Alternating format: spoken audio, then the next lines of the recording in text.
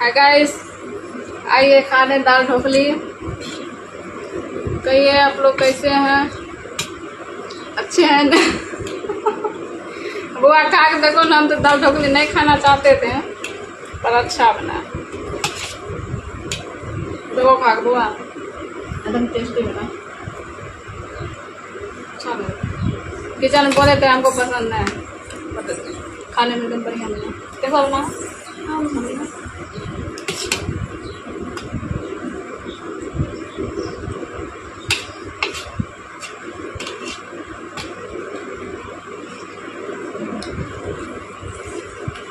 खाएगा? ट्यूशन के टाइम हुआ, खा लो, भाग जाएगा नहीं तो। मेरा प्लेट वाला ये खा लो, हम अपना खा लेंगे बाद में। तुम खा लो, तुम जाएगा ट्यूशन।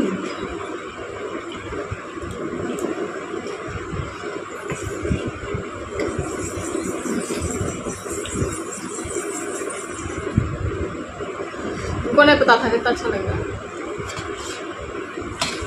बढ़िया लगा। बुआ का हम बुरा किए थे कि हम नहीं खाते हैं,